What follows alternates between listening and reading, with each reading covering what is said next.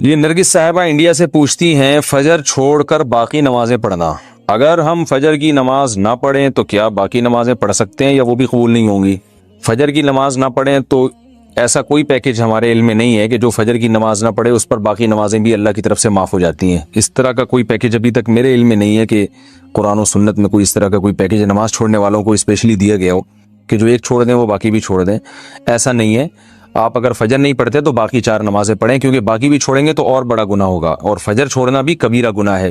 رسول اللہ صلی اللہ علیہ وسلم نے ارشاد فرمایا، من ترک الصلاۃ متعمدا فقد کفر، جس نے جان کر نماز چھوڑ دی تحقیق اس نے کفر کیا۔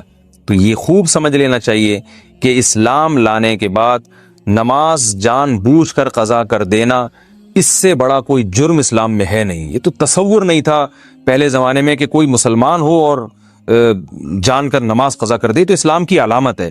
اس لیے اس کبیرہ گناہ سے فوراً توبہ کریں، اور اگر اللہ نہ کرے کبھی فجر چھوٹ جاتی ہے تو فوراً سے جتنا جلدی ہو سکے توبہ بھی کریں اور قضا بھی کریں، اور باقی نمازیں وہ بھی پڑھتی رہیں۔ فجر کی قضا ظہر سے پہلے پڑھیں یا بعد میں؟ اگر فجر کی نماز قضا ہو جائے تو کیا ظہر کی نماز سے پہلے فجر کی قضا پڑھیں یا ظہر کی نماز کے بعد قضا پڑھیں؟ محمد مرسلین انڈیا سے۔ پہلے پڑھیں۔ ایک تو فجر قضا کر دی، یہ گناہ، اوپر سے اتنی تاخیر کر رہے ہیں تو گناہ در گناہ ہوگا۔ حدیث میں آتا ہے من نام عن صلاۃ او نسیھا فلیصلیھا اذا ذکرھا فإن ذلک وقتھا۔ صحیح حدیث ہے، آپ صلی اللہ علیہ وسلم نے فرمایا کسی کی آنکھ نہ کھلے نماز میں یا بھول جائے تو جیسے ہی یاد آئے یا جیسے ہی جاگ آئے فوراً نماز پڑھے وہ، اور یہی پھر اس کا وقت ہوگا۔ تو اس میں تاخیر کرنا ٹھیک عمل نہیں ہے، تو ظہر تک بھی ڈیلے نہ کریں اس کو، یہ بھی غلط ہے۔ فجر کی پابندی کیسے کریں؟ فجر کی نماز نیند کی وجہ سے قضا ہو جاتی ہے، ذہن میں خیال آتا ہے کہ ابھی سو جاتا ہوں بعد میں اس کی قضا کر لوں گا، اس کی تھوڑی وضاحت فرما دیں۔ محمد اظہر انڈیا سے۔ محمد اظہر بھائی، مسئلہ یہ ہے کہ اسلام میں نا شرک کے بعد نماز قضا کرنے سے بڑا گناہ نہیں ہے، کسی قیمت پہ معاف نہیں ہے نماز۔ تو آپ سو جائیں یا کچھ بھی کر لیں، آپ کو نماز پڑھنی پڑے گی، ورنہ آخرت میں اس کا بڑا سخت حساب دینا پڑے گا آپ کو۔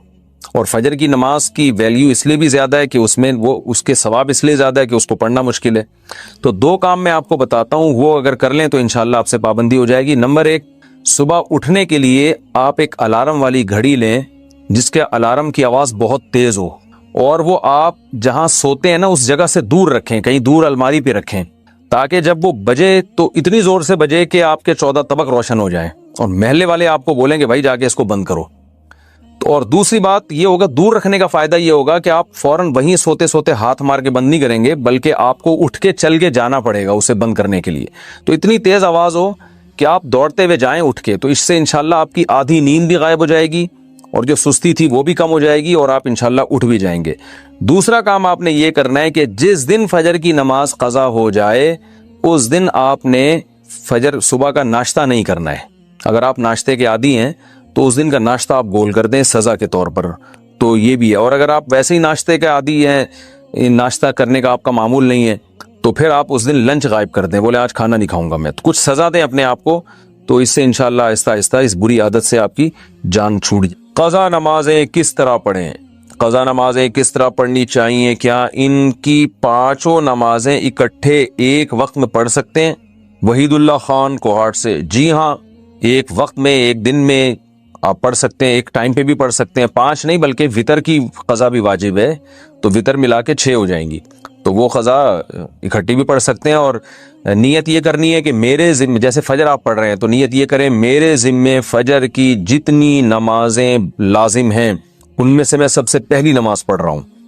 تو دوبارہ جب فجر پڑھیں گے تو بھی یہ نیت کریں گے کہ میرے ذمے فجر کی جتنی نمازیں ان میں سب سے پہلی، اس لیے کہ وہ جو پڑھ چکے ہیں وہ تو ذمے میں رہی نہیں ہے نا، تو اب جو ذمے میں رہ جائیں گی ان میں سب سے پہلی، تو اسی طرح پڑھتے چلے جائیں، وتر بھی اور ظہر بھی اور عصر بھی، اور اس میں سنت نہیں پڑھی جائے گی۔ سنتوں کی جگہ قضا نمازیں پڑھ سکتے ہیں، کیا عصر اور عشاء کی سنتیں غیر مؤکدہ نہ پڑھیں اور اس کی جگہ قضا نماز پڑھ لیں؟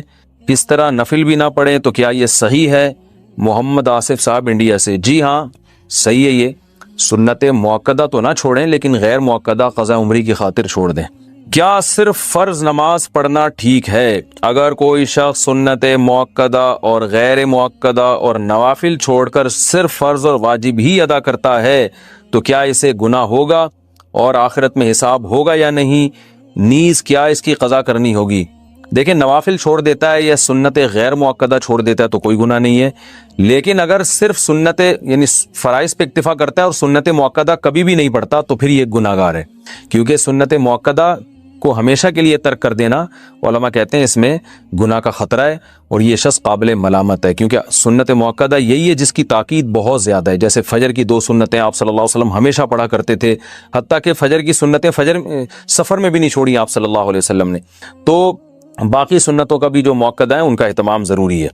کبھی کبھار چھوٹ جائیں تو کوئی حرج نہیں ہے اس میں، جیسے سفر میں چھوڑ دیں یا کوئی ایمرجنسی ہے یا بہت زیادہ تھکاوٹ ہے، کبھی کبھار چھوڑنے میں کوئی۔ مسلمان کتنا ہی گناہ گار ہو، اس کائنات کو جو چلانے والا، بنانے والا، جنت جہنم پیدا کرنے والا، اس کو مانتا ہے کہ اللہ ہوں میں تیرا، بے شک نالائق ہوں، بے شک نافرمان ہوں۔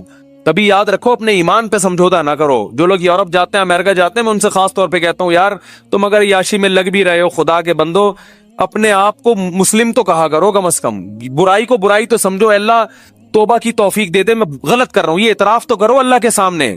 جیسے ایک نالائق باپ، نالائق اولاد اپنے باپ کے سامنے اعتراف تو کرتی ہے یار ہم ابا کے حقوق ادا نہیں کر سکے۔ کتنے لوگ ہیں والدین جب دنیا سے جاتے ہیں اولاد رو رہی ہوتی ہے یار ابا کی ہم خدمت نہیں کر سکے، یار کوئی تلافی ہو سکتی ہے، تو نالائق اولاد تھی نا، لیکن ابا کو ابا تو مانا نا اس نے۔ تو یاد رکھو جو اللہ کو اللہ ہی نہیں مانتا، یہ اللہ کے ساتھ شریک کرتا ہے، اس کے سارے اعمال قرآن کہتے ہیں راکھ کے ڈھیر ہیں، جیسے پھونک لگاؤ سارے اعمال اڑ گئے، پورا پہاڑ اڑ جائے گا نا، پھونک دیکھنے میں بہت ہے، اللہ فرماتے ہیں ایسا ہی ہوگا۔ تو نبی صلی اللہ علیہ وسلم نے فرمایا سب سے جو رائی کے دانے کے برابر بھی توحید کا قائل تھا نا، اس کو بھی اللہ نکال لے گا۔ تو اس لیے جہنم میں صرف وہی رہے گا جو مشرک ہے، جو کفر پہ مرا، جو قرآن کا، اللہ کے رسولوں کا انکار کرتا ہے۔ اس کے علاوہ جو بھی ایمان کی حالت میں جائے گا بالآخر ایک دن وہ نکلے گا۔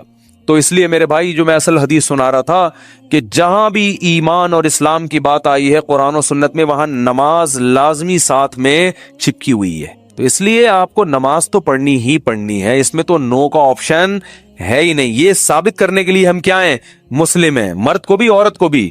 اور یہ صرف بر صغیر میں ہے، اتنی ملیشیا میں ہم نے دیکھا وہاں مسجدیں بھری ہوتی ہیں، سب نماز پڑھتے ہیں، خواتین بھی پڑھتی ہیں ساری، اسکارف لٹکے ہوئے ہوتے ہیں وہاں، بے شک وہ اس کا وہ جاب کر رہی ہے، ہوٹل میں کچھ بھی کر رہی ہے، نماز کے ٹائم پہ عورت بھی آئے گی مسجد میں اسکارف پہنے گی، پھر وہی اسکارف نکال کے بھی چلی جاتی ہیں ٹھیک ہے نا، جیسے ہمارے ٹوپیاں رکھی بھی ہوتی ہے نا، ایسے افغانستان میں سب نماز پڑھتے ہیں، سعودی عرب میں سب نماز پڑھتے ہیں، دبئی میں عرب کے کیسے کیسے عیاش ہیں، نماز کے ٹائم پہ سارے ایسے لگے گا جیسے ان سے بڑا نیک دنیا میں کوئی ہے ہی نہیں۔ بادشاہ نماز پڑھتے ہیں، وزیر نماز پڑھتے ہیں۔ ہمارے ہاں ایک بہت بڑی لعنت ہے کہ ہوگا مسلمان اور اپنے آپ کو مسلمان بھی کہتا ہے، نماز کے وقت میں غائب۔ تو اس لیے امام احمد ابن حنبل جو بہت بڑے مجتہد ہیں، ان کا یہ فتویٰ ہے کہ ایک نماز بھی جو جان بوجھ کر چھوڑ دے گا اسلام سے خارج ہو جائے گا۔ اگرچہ جمہور کا یہ فتویٰ ہے کہ خارج نہیں ہوتا، کفر کے قریب ہو جاتا ہے وہ، لیکن امام احمد بن حنبل کی کوئی کم حیثیت تو نہیں ہے نا۔ سعودی عرب میں انہی کو فالو کیا جاتا ہے، شیخ بن باز، شیخ صالح العثیمین سعودیہ کے مفتی اعظم رہے ہیں، ان کا فتویٰ اب تک چلا یہی آ رہا ہے کہ ایک آدمی اگر فجر کی نماز کے لیے الارم نہیں لگاتا، اس نے صبح 8 بجے آفس جانا ہے، رات کو سویا صبح 8 بجے کا الارم لگا کے، تو یعنی اس نے پکا ارادہ کیا ہوا ہے کہ میں نے فجر میں نہیں اٹھ رہا۔ ایک تو ہوتا نا آنکھ کھلی نہیں، ارادہ تو تھا نہیں کھلی آنکھ، پکا ارادہ کیا ہوا ہے، انہوں نے کہا یہ اسی وقت مرتد ہو جائے گا، کیونکہ اس نے پکا ارادہ کر لیا ہے نماز کے قضا کرنے کا، پکا ارادہ کر۔ وہ یہاں تک ان کا فتویٰ ہے کہ مرتد ہو جائے گا، اس کو اگر توبہ نہیں کرتا اور توبہ کا اعلان نہیں کرتا باقاعدہ، تو اس کو مسلمانوں کے قبرستان میں دفن کرنا بھی جائز بولو نہیں ہے، اس کا نکاح بھی ٹوٹ گیا۔ اگرچہ جمہور اس کو نہیں مانتے، لیکن امام احمد بن حنبل کی بھی تو ایک بڑی ویلیو ہے نا، اور عبداللہ بن مسعود کی بھی کم ویلیو نہیں ہے۔ وہ فرماتے ہیں ہم نبی کے دور میں کسی بھی جرم کو یہ نہیں سمجھتے تھے کہ انسان کافر ہو جاتا ہے، نماز کو ہم یہ سمجھتے تھے کہ کوئی چھوڑ دے تو اسلام سے خارج ہو جاتا۔ تو اس لیے عرب میں شراب پینے والا بھی نماز پڑھتا ہے، کیونکہ مسلمان میں بہرحال کچھ بھی ہو اسلام کا نام اپنے آپ سے ہٹانا پسند نہیں کرتا۔ اور آج ہم نے دیکھا ہے مسجدوں کے ساتھ گھر ہیں، نماز کے لیے نہیں آ رہے، اور سفر میں تو نمازیوں کو دیکھا ہے نمازیں چھوڑتے ہوئے۔ ذرا آج کل پیپر ہے تو جی چھوڑ دو نماز، بھائی پیپر میں نماز چھوڑنا کہاں سے جائز ہو گیا؟ جاب میں باس کی طرف سے اجازت نہیں ہے آپ چھپ کے نماز پڑھیں، آپ کہیں کرسیوں کے پیچھے چھپ جائیں، کہیں بھی کریں۔ میں تو یہاں تک میں نے لوگوں کو مشورہ دیا، بعض جو غیر مسلم کنٹریز میں لوگ وہ کر رہے ہیں نا، जॉब कर रहे हैं बॉस की तरफ से बास जगहों में, वरना वहां परमिशन होती है, इजाजत नहीं है, तो मैं उनसे कहता हूं भाई कहीं भी छुप के चले जाओ, कुछ भी करो, अगर नहीं परमिशन मिलती, छुप के भी नहीं पढ़ सकते तो जॉब छोड़ दो, बस जॉब क्या करो, छोड़ दो, जॉब नहीं, फिर जॉब जायज नहीं आपके लिए, फर्ज नमाज तो पढ़नी पड़ेगी, आप जॉब ही नहीं कर सकते, आप कहीं भी जाओ, कहते कहां जाके, मैं भाई वॉशरूम में पढ़ लो, वॉशरूम में पढ़ लो, वॉशरूम का मतलब ये नहीं कि वो फ्लश के ऊपर, वो तो जगह का पाक होना जरूरी है ना, इंतहाई आखिरी दर्जा ये है कोई मुसल्ला रखो अपने साथ ताकि जगह पाक हो। ये ऐसा नहीं कि वॉशरूम में नमाज पढ़ना शुरू कर दें, हराम है, नाजायज है वॉशरूम में नमाज पढ़ना, लेकिन अगर कोई सूरत नहीं बनती, कुछ भी नहीं है, जाए नमाज ले जाओ भाई छुप के, जहां नहाते हैं ना जिस जगह पे, उस जगह मुसल्ला बिछा के नमाज पढ़ लो। ट्रेनों में नमाज नहीं छोड़ सकते आप, मैं तो कोई ज्यादा नेक आदमी नहीं हूं, लेकिन एक दो वाकयात में लोगों को सिर्फ मोटिवेट करने के लिए। एक दफा हम भावलपुर से चढ़े ट्रेन में, जब मैं ट्रेन में चढ़ा हूं भावलपुर से, तो फजर की नमाज का टाइम हो रहा था और रश इतना था, हाजियों की उस वक्त फ्लाइटें बहुत जा रही थी, कराची से ही जाती थी, मुल्तान एयरपोर्ट नहीं बना था उस वक्त, तो इतना रश था कि जैसे ही हम ट्रेन में चढ़े हैं तो अब पता चल गया कि बस ऐसे बिल्कुल सीधे, जगह ही नहीं, रश इतना ज्यादा। अब फजर की नमाज वुजू मैंने पहले कर लिया था एहतियातन, तो अब वहां मैंने कहा भाई नमाज पढ़नी है, लोगों ने कहा यहाँ जगह नजर आ रही है, सूफी साहब, लोग फिर ताने देना शुरू कर, सूफी तो नजर नहीं आ रहा है, यहाँ को नमाज पढ़ेगा, पागल हो रहा है। और अच्छा सफर में लोगों ने कहा सफर में माफ है, बाद में तोबा कर लेना, कज़ा पढ़ लेना, ये बड़े अच्छे अल्फाज होते हैं लोगों के ना, यानी उनकी नजर में कि तोबा कर लेना। ओ भाई तोबा तो कहां से, अगर ऐसा ही होता तो अल्लाह कहते नमाज पढ़ लो, नहीं पढ़ते तो तौबा कर लेना, पढ़नी है, कसा नहीं करनी है।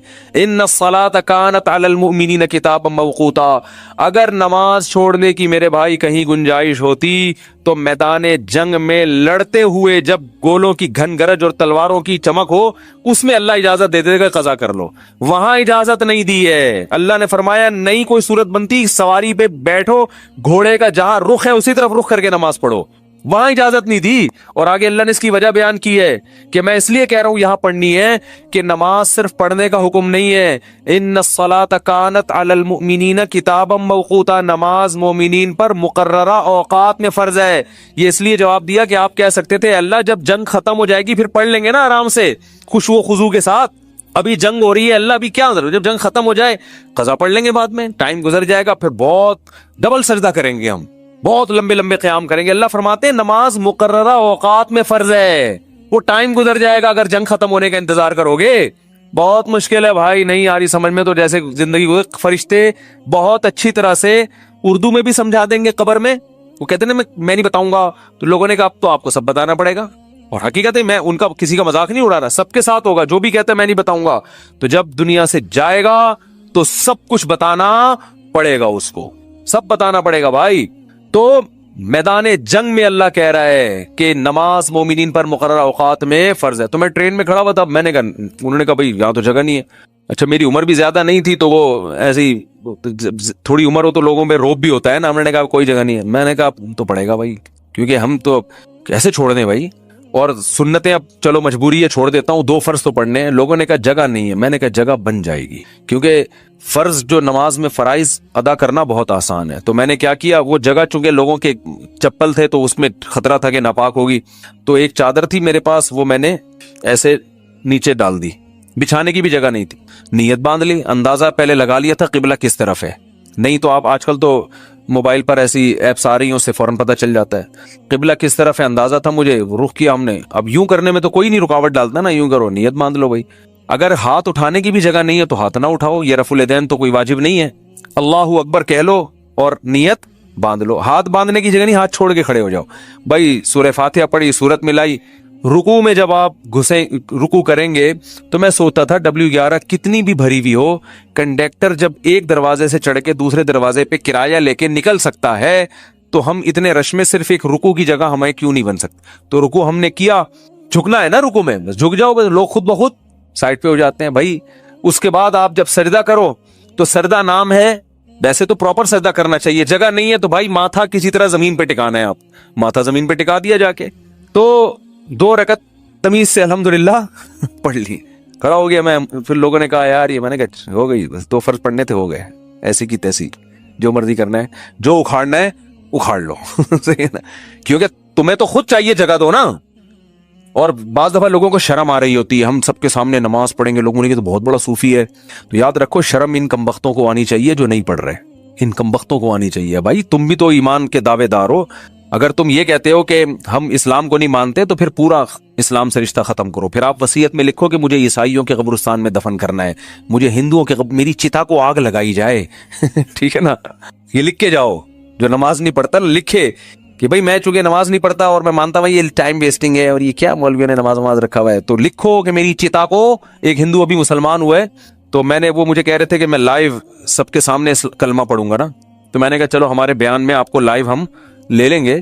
بیان سنتے تھے, اللہ کا شکر ہے وہاں انڈیا میں ان کو ایمان کی توفیق ملی, تو ہندو ہونے کے باوجود میرے بیان بڑے شوق سے سن رہے تھے, کہہ رہے ہوئے سنتے سنتے میرا دل کیا کہ میں مسلمان ہو جاؤں, اللہ تعالیٰ قائم رکھے. تو میں نے کہا لوگوں کو موٹیویشن ملے گی, تو انہوں نے کہا میں سب کے سامنے. پھر مجھے خیال آیا بھائی اتوار میں تو ٹائم ابھی ہے, زندگی کا کوئی بھروسہ نہیں ہے. میں نے کہا اگر آپ اس سے پہلے مر گئے, انہوں نے کہا بات تو ٹھیک ہے. میں نے کہا پھر فون پہ ہی کلمہ پڑھو. تو انہوں نے کلمہ تو پڑھ لیا ماشاءاللہ, مسلمان ہو گئے, بیان بھی سن رہے ہیں. لیکن انہوں نے کہا میرے لیے سب سے بڑی آزمائش یہ ہے کہ ہندوؤں میں جب ماں کا انتقال ہوتا ہے تو بڑا بھائی ہے جو چتا کو سب سے پہلے آگ لگاتا ہے. میں سب سے بڑا ہوں اور میری ماں کی طبیعت بہت خراب ہے, بظاہر ایسا ہی لگتا ہے کہ وہ دنیا سے جانے والی. تو میں نے تو ان کو سمجھایا اپنی ماں کو مسلمان کر لو. کہہ رہے وہ نہیں ہوگی, وہ نہیں ہوتی. کہنے کا میرے لیے مسئلہ یہ ہے کہ ان کے انتقال کے بعد چتا کو آگ سب سے پہلے میری ذمہ نہیں لگائی تو پورا خاندان کھڑا ہو جائے گا. اب ان کا کیس چل رہا ہے, میں نے ان کو مولانا کلیم صدیقی صاحب کا نمبر دیا ہے ہندوستان میں کہ ان سے رابطہ کریں, وہ آپ کی مدد کریں گے. تو ہندو تو چتا کو آگ لگاتے ہیں بھائی, جو نماز نہیں پڑھتے. تو آپ بھی اگر نہیں مانتے نماز کو, جو زیادہ تر یہ فواد چودھری معذرت کے ساتھ اس طرح کے لوگ بار بار علماء کو برا بڑا کہہ رہے ہوتے ہیں نا, ان سے کو آپ وصیت لکھو کہ میرے مرنے کے بعد کوئی مولوی میرے جنازے کے قریب نہیں آئے گا, میری نماز جنازہ کوئی مولوی نہیں پڑھائے گا. تو یہ سب پھر مولوی سے اگر آپ نے دستبرداری کا اعلان کرنا ہے تو پھر پورا مولوی لیس ہو جاؤ آپ, صحیح ہے نا. تو اپنے مفاد کے لیے مولانا آ رہے ہیں, نکاح پڑھانے کے لیے مولانا آ رہے ہیں, چلو نکاح تو عدالتیں بھی پڑھا دیتی ہیں, جنازے میں سب سے زیادہ تو آپ پھر اپنا جنازہ پڑھواؤ, یا تو پڑھواؤ ہی نہیں, کیونکہ تو مولوی نے ہی بتایا نا جنازہ ہے, یا تو پڑھواؤ نہیں. اگر پڑھوانا ہے تو مائیکل جیکسن ٹائپ کا کوئی آدمی ہونا چاہیے, لبرل بالکل, جو موسیقی کا, کیونکہ آپ نے یہ بھی ایک دفعہ ارشاد فرمایا تھا کہ علامہ اقبال بھی موسیقی سنتے تھے, قائد اعظم بھی, مولوی کی طرح تھوڑی تھے عجیب سے. تو پھر کوئی ایسا ہی گلوکار ملک کا جو سب سے بڑا ڈانسر ہو, وہ آپ کا نماز جنازہ مٹک مٹک کے پڑھائے. پھر اللہ سے دعا کرو بھائی, نماز سے اللہ ہمارا رشتہ قائم کر دے. تو اذان پر ابھی بیان باقی ہے کہ اتنی اللہ کو یہ عبادت پسند ہے نا کہ پیدا ہوتے ہی اللہ کان میں اذان کہلوا دیتے ہیں. اس کے بعد جو ندائیں صبح فجر میں آواز گونجتی, اللہ اکبر حی علی الصلاۃ الصلاۃ خیر من النوم, پھر اللہ کہتے ہیں ظہر میں دوبارہ یاد دلاؤ, مؤذن کو کہتے ہیں جا وہی اسپیکر پہ بٹن آن کر, بولتا رہے بس تو. لوگ کہیں گے کہ یار جب نماز کا ٹائم ظہر کا 1:05 ہے تو بتانے کی ضرورت کیا ہے. اللہ کہتے ہیں ان کی باتوں میں مت آنا, 1:05 تو 1:45 پہ بتا دینا ان کو کہ 15 منٹ رہ گئے, 20 منٹ رہ گئے. فجر کا ٹائم روزانہ اناؤنس ہوتا ہے, آج 6:30 پہ, آج 6:45 پہ اناؤنسمنٹ ہوتی رہے گی. اللہ کہتے ہیں اتنی اناؤنسمنٹ کافی نہیں ہے, ہر دفعہ پوری اذان ہوگی, حی علی الفلاح, آؤ کامیابی کی طرف, آؤ نماز کی طرف. حج میں اعلان نہیں ہوگا, رمضان کا اعلان نہیں ہوگا, اعلان کرنے والوں کو برطرف کر دیا, ہلال کمیٹی سے نکال دیا. ٹھیک ہے نا. نماز کا ہر دفعہ اعلان ہوگا, اور اتنی اذانیں ہوتی ہیں نا پوری دنیا میں کہ ایک سیکنڈ کے لیے بھی دنیا اذان سے خالی نہیں ہوتی, دی جا رہی ہے اس وقت سے. تو یہ اس لیے کہ اللہ کی نظر میں اس کی اہمیت اور ویلیو بہت زیادہ. اللہ کہے گا ابھی اس مؤذن کو کہے صرف ان کو سناؤ, زبردستی کسی کو لے کے نہیں آؤ مسجد میں, ابھی زبردستی کا ٹائم نہیں ہے, ابھی حساب و کتاب کا ٹائم نہیں ہے. تم نے حی علی الصلاح حی علی الفلاح کہہ دیا, اللہ کی کبریائی بیان کر دی, ان کی مرضی آئے نہ آئے. تم گھر تک تھوڑی جاؤ گے بیل بجا کے, بھائی میں نے تمہیں حی علی الصلاح کا تمہیں سمجھ میں نہیں آیا کیا, انگلش میں بتاؤں میں تمہیں؟ نہ مؤذن کے لیے جانا کیا ہے, ناجائز. علماء نے لکھا ہے کہ جب اذان ہو جائے نا تو کسی اور طرح سے دعوت دینا جائز نہیں ہے, کیونکہ یہ اللہ کی دعوت کمپلیٹ دعوت ہے. اب آپ اخپل طریقے سے مائک بھوپو ہاتھ میں لے کے لوگوں بلانے, جیسے بعض جگہوں پہ ہم نے دیکھا مسجدوں میں اذان ہو جاتی ہے, پھر ایک اردو میں اذان شروع ہو جاتی ہے, حضرات اذان ہو گئی ہے, مسجد میں اتنے بجے ٹائم ہے, آپ کو بتایا آپ آ جائیں, مرنا ہے ایک دن اٹھنا ہے, وہ پورا پروگرام شروع ہو جاتا ہے نا.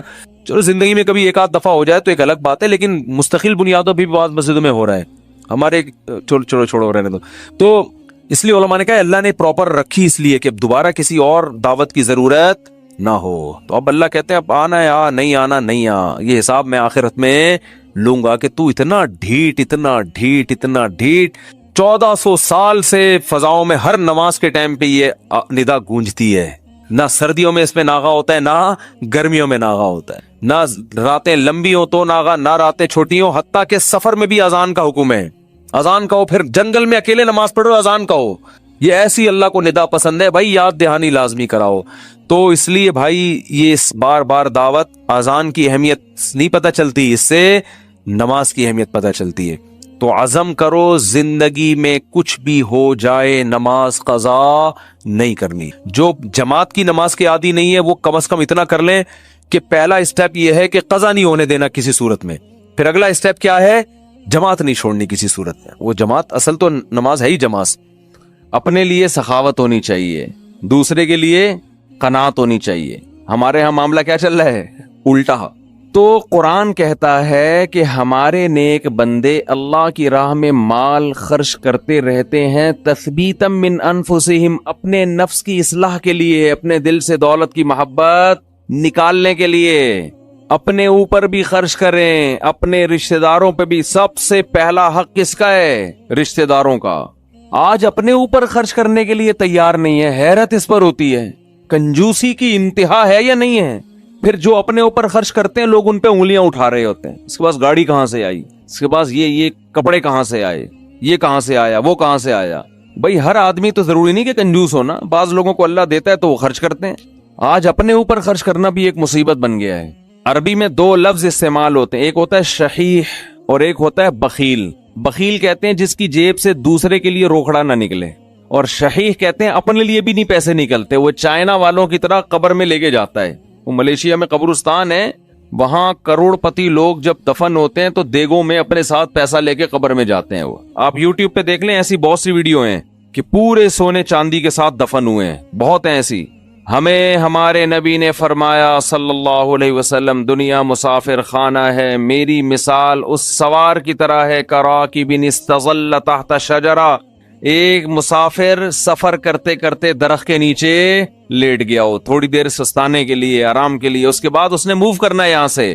بھائی ہم کروڑوں سال سے نہیں تھے، لاکھوں کروڑ، یہ دنیا بنے ہوئے تو پتہ نہیں کروڑوں سال ہو گئے. آدم علیہ السلام کو آئے ہوئے ہزاروں سال، نوح علیہ السلام 950 سال تو خالی تبلیغ کی ہے انہوں نے. ہماری اوقات کیا ہے؟ جمعہ 8 دن ہوئے ہم لوگ کو دنیا میں آئے ہوئے، اور جانے میں بھی تھوڑے دن رہ گئے ہیں. بس گھبرائے نہیں، آپ نے گھبرانا نہیں ہے. تو یہ میں آپ کو ڈرانے کے لیے یہ باتیں نہیں کر رہا کہ آپ کہیں یار جمعہ 8 دن نہیں اور 4 دن رہ گئے جانے میں. یہ حقیقت ہے. تو موت سے ڈرنے کا فائدہ نہیں ہے، موت سے دوستی لگانے کا فائدہ ہے. دیکھو جس ڈاکو نے پیچھا کرنا ہی ہو، آپ کسی محلے میں رہتے ہیں، آپ کو پتا چل گیا یہاں ایک بندہ میرے پیچھے پڑا ہوا ہے، میری ہاتھ دھو کے مارے گا وہ مجھے یا مجھے پکڑے گا، تو آپ محلہ تبدیل کر لو گے؟ کیا خیال ہے؟ یہ بھائی اس دہشت گرد کو تو محلے سے نکالا نہیں جا سکتا، خود ہی محلہ تبدیل کر لو. جیسے ہی آپ نے محلہ تبدیل کیا وہ دوسرے محلے میں پہنچ گیا، پھر وہ آپ تیسرے محلے میں گئے وہ وہاں پہنچ گیا. اب آپ بھاگ بھاگ کے تھک گئے مگر وہ آپ کا پیچھا نہیں چھوڑ رہا.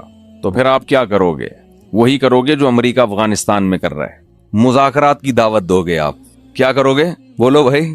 قطر مذاکرات ہوں گے. یار بیٹھو آؤ، وہ تو کہہ رہے تھے 20 سال پہلے یہ کر لیتے مذاکرات، لیکن چلو دیر آئے درست ہے. وہ کہے گا آؤ بیٹھو مذاکرات کرتے ہیں. تو آپ بھی یہی کرو گے نا اس ڈاکو کے ساتھ کہ بھائی تمہیں کیا مسئلہ ہے، میری جان کے پیچھے ہاتھ دھو کے کیوں پڑ گیا ہے؟ آؤ بیٹھو، پیسے چاہیے، کیا چاہیے تمہیں؟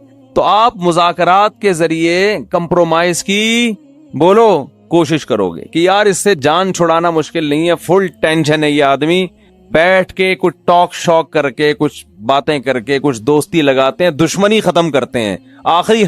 آخری نتیجہ یہ نکلے گا کہ نہیں نکلے گا؟ تو قرآن کہہ رہے کوئی عام ڈاکو تمہارے پیچھے کیا لگے گا؟ انما تکونوا یدرککم الموت، موت جیسے تمہارا پیچھا کر رہی ہے نا، پیسے دنیا میں پولیس کسی کا پیچھا نہیں کرتی، سمجھ رہے ہیں؟ وہ بھی ایک وقت کے بعد آ کے چھوڑ دیتی ہے. موت ایسا پیچھا کر رہی ہے، یدرککم الموت، قرآن کہتے ہیں موت ایسے پکڑے گی تمہیں، آ کے ادراک کرے گی تمہارا. وہ جس دن سے پیدا ہوئے ہیں اسی دن سے پیچھے پڑی ہوئی ہے، اور اس نے بہت کوشش کی ہم کو قبر میں اتارنے کی. بچہ جب پیدا ہوتا ہے کئی حادثات اس کی زندگی میں آتے ہیں، بچ جاتا ہے. کئی بیماریاں حملہ کرتی ہیں، بچ جاتا ہے. جوانی میں آتا ہے، کئی دفعہ حادثے ہوتے ہیں، بائک سے گرا، ایکسیڈنٹ ہوا، یہ ہوا وہ بچ گیا. وہ تو اس وقت سے اڑنگیاں دینے کی کوشش کر رہی ہے. اڑنگی سمجھتے ہیں؟ جب ہم اسکول جاتے تھے نا تو ایک دوسرے کو اڑنگی دیتے تھے ہم. اب تو بچے اسکول بھی ایسے تمیز سے جا رہے ہیں, تمیز سے آ رہے ہیں, کوئی نہ اڑنگی نہ کوئی شرارت, تو ان میں کوئی صلاحیت ہی پیدا نہیں ہو رہی, ایسے ممی ڈیڈی ٹائپ کے بچے نکل رہے ہیں. ہمارے دور کے اسکول تھے, مزہ آتا تھا اسکول میں, اتنا بھاری بھرکم بیگ لٹکا کے اسکول جاتے تھے, ساتھ والے کو شرارت ہوئی, تھوڑا سا آگے گئے, اس نے تھوڑا سا ٹانگ میں یوں کیا, جو ہے نا آگے گرے, پھر ہم بدلہ لینے کے پیچھے پڑے ہوئے تھے, اب ہم بھی اڑنگی دیں گے.